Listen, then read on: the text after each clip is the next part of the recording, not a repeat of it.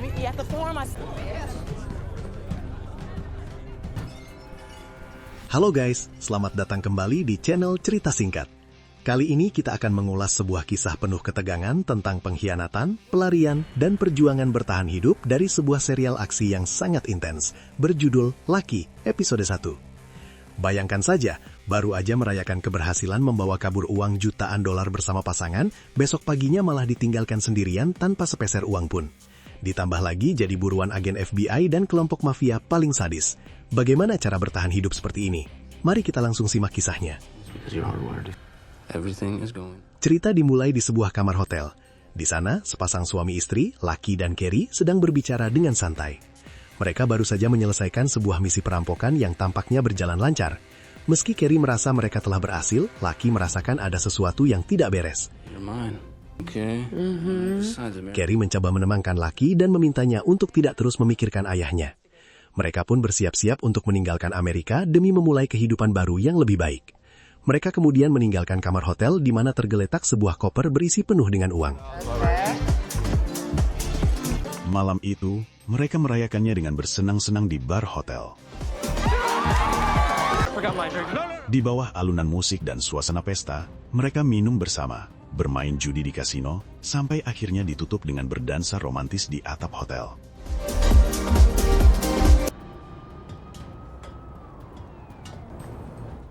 Carrie dengan penuh keyakinan mengatakan bahwa hilangnya uang tersebut baru akan disadari keesokan paginya, dan saat itu terjadi, mereka sudah berada di dalam pesawat kargo menuju luar negeri.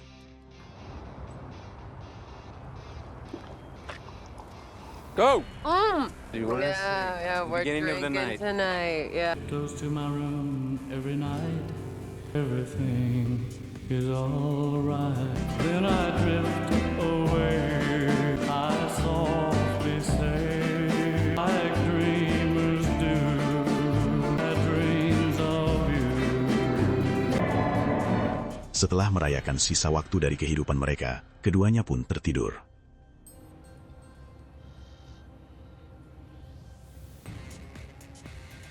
Keesokan paginya, situasi berubah drastis menjadi mimpi buruk bagi Lucky. Saat terbangun dalam kondisi masih setengah mabuk, ia mendapati suaminya sudah tidak ada di kamar. Lucky mulai panik, mencari Carrie ke sekeliling ruangan, namun barang-barang suaminya sudah lenyap.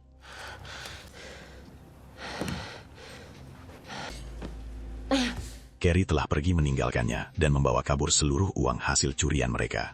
Lucky berteriak histeris menyadari dirinya telah dikhianati.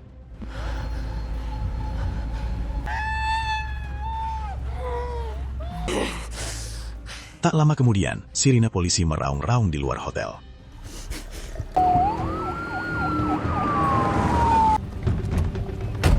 Agen FBI bernama Ren memimpin penggerebekan besar-besaran di hotel tersebut. Petugas FBI mulai memeriksa pengunjung hotel satu persatu.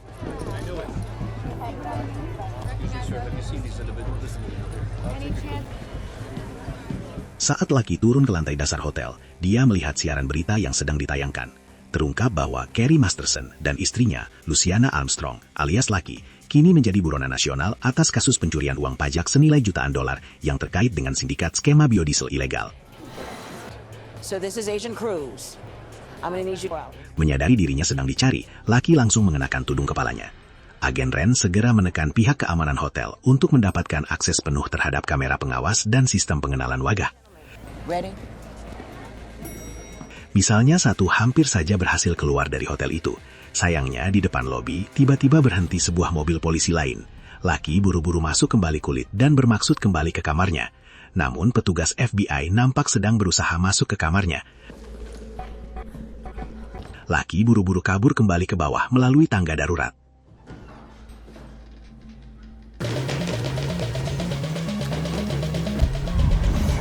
Saat memeriksa kamar hotel, saat menemukan barang-barang Lucky masih berantakan di situ, Ren menyadari bahwa Carrie sengaja meninggalkan Lucky sendirian.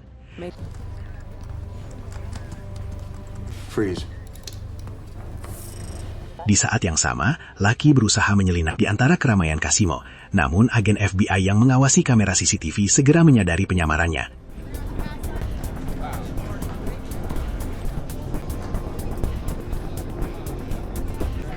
Lucky berhasil menyelinap keluar dari lobi hotel, namun ia melihat seorang pria yang masih misterius. Lucky nampak Hani dan terpaksa kembali masuk ke dalam lobi sampai ke daerah kasino.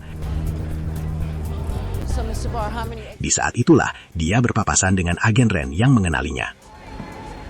The gaming floor, close all the exits. Aksi kejar-kejaran yang menegangkan pun pecah di tengah lantai kasino yang ramai.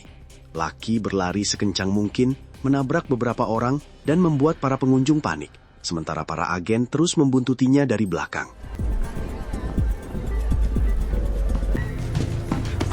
Gates, meet me at the forum.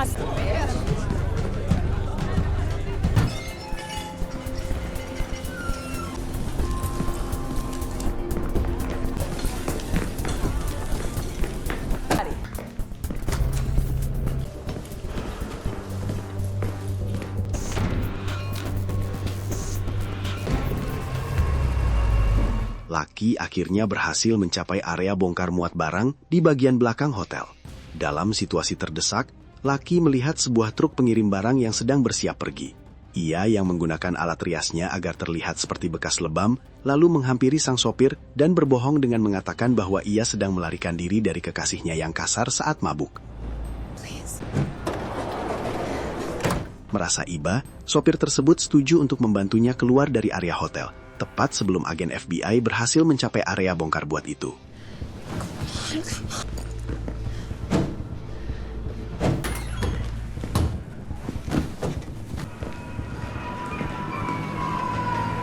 Not a chance. Di dalam truk, Lucky teringat kembali percakapan masa lalu dengan ayahnya, John, yang sedang mendekam di dalam penjara. Sang ayah mengaku bahwa dialah yang diam-diam mengambil uang tersebut sedikit demi sedikit dari sindikat tempatnya bekerja. Ingatan ini membuat Lucky sadar bahwa kini nyawanya terancam, karena pihak sindikat pimpinan Priscilla pasti akan memburunya untuk meminta pertanggungjawaban atas uang yang hilang tersebut. This is as far as I can take you. Sopir truk kemudian menurunkan Lucky di tempat yang aman. Pria parubaya itu menyadari bahwa cerita tentang pacar yang kasar hanyalah kebohongan, dan menduga Lucky sedang melarikan diri dari sesuatu yang jauh lebih berbahaya. Karena memiliki anak perempuan seusia Lucky, sang sopir dengan tulus memberikan sejumlah uang pribadinya untuk membantu perjalanan Lucky. Setelah truk itu pergi, Lucky mencoba menghubungi seseorang, tetapi panggilan tersebut tidak dapat tersambung. This morning, he took off with the money. Di sebuah toilet umum, Lucky segera memotong pendek dan mengubah warna rambutnya.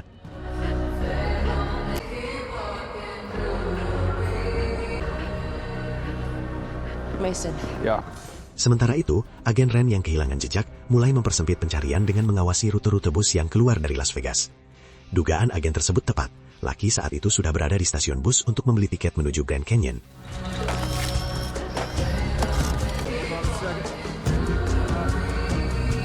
Meski sempat ada pemeriksaan ketat oleh polisi terhadap penumpang bertudung di stasiun, Lucky berhasil menyelinap dan masuk ke dalam bus.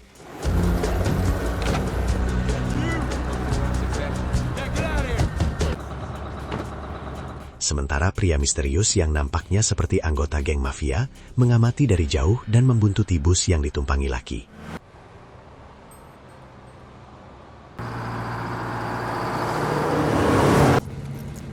Di dalam perjalanan, telepon genggam yang dibawa Lucky berdering. Rupanya, itu adalah panggilan kolektif dari ayahnya, yang saat ini mendekam di penjara federal Lompok.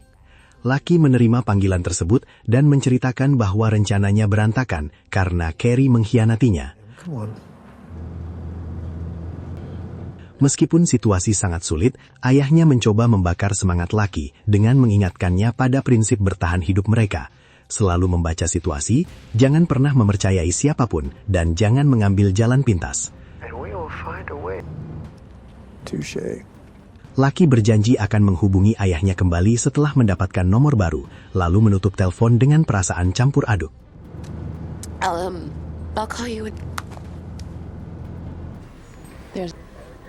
Di kantor keamanan, agen Ren dan Cruz terus menganalisis rekaman CCTV hotel. Mereka memperbesar gambar seorang pria misterius yang membuat Lucky berbalik arah masuk kembali ke kasino. So you were right. Pria tersebut diidentifikasi sebagai Dutch, seorang preman berdarah dingin yang bekerja untuk kelompok mafia pimpinan Priscilla.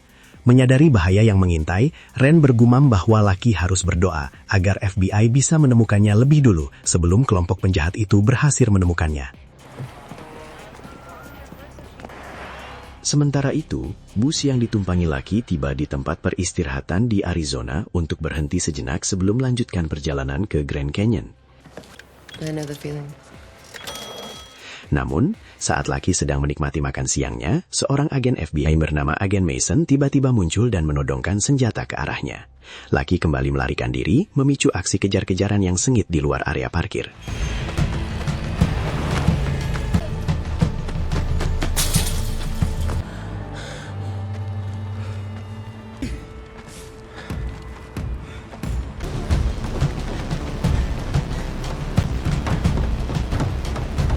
Mason berhasil mengejar Lucky yang kakinya terkilir akibat melompat turun dari atap truk.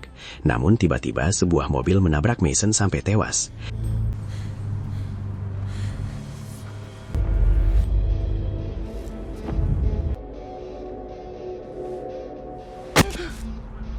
Anak buah Priscilla muncul dari belakang sambil menodongkan senjata. Priscilla kemudian menyuruh Lucky masuk ke dalam mobil.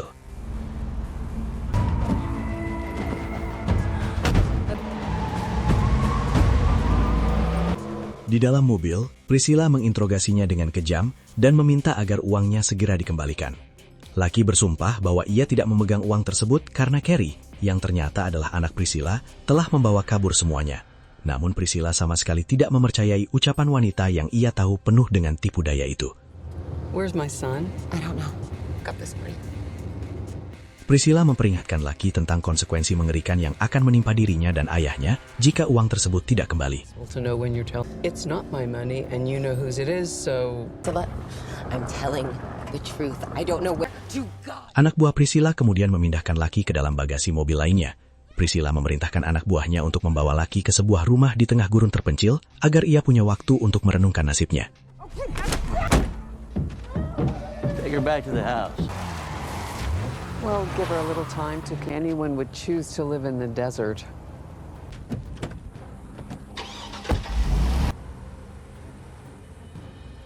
Di dalam perjalanan menggunakan mobil SUV, Lucky yang disekap di dalam bagasi mencoba mencari celah untuk meloloskan diri. Menggunakan korek api miliknya yang tersimpan di saku, Lucky membakar tali yang mengikat tangannya hingga putus, walaupun tangannya kepanasan.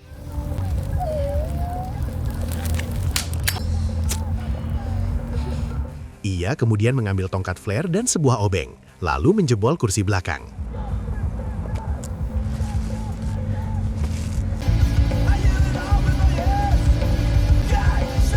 Lucky langsung menyerang kedua anak buah Priscilla yang berada di kursi depan menggunakan flare gun.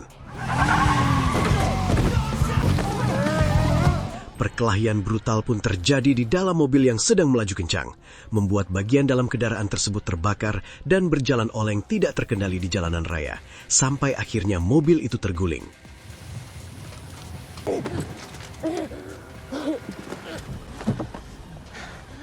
Pertarungan hidup dan mati kemudian berlanjut di luar. Salah seorang anak buah Priscilla yang masih hidup kembali menyerang dengan brutal. Lucky dicekik dan dipukuli.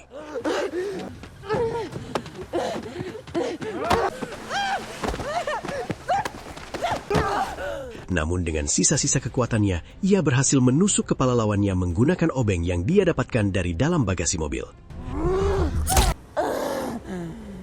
Lucky kemudian pingsan kelelahan. Besok paginya ia tersadar setelah seolah mendengar suara ayahnya yang menyuruhnya untuk segera bangun dan pergi dari tempat itu.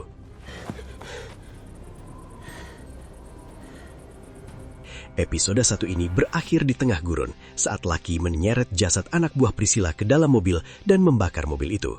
Lalu dia segera pergi meninggalkan lokasi dengan tubuh yang penuh luka. Nah, itulah akhir dari babak awal perjuangan Lucky yang penuh dengan rintangan dan pengkhianatan. Suaminya telah berkhianat, FBI sedang melacaknya, dan kelompok mafia pimpinan Priscilla kini memiliki dendam pribadi karena anak buah mereka berhasil dilumpuhkan. Bagaimana menurut kalian? Tuliskan pendapat atau prediksi kalian di kolom komentar di bawah ya. Silahkan tinggalkan like, share video ini ke teman-teman kalian, dan pastikan untuk subscribe channel Cerita Singkat. Terima kasih sudah menonton, sampai jumpa di video berikutnya.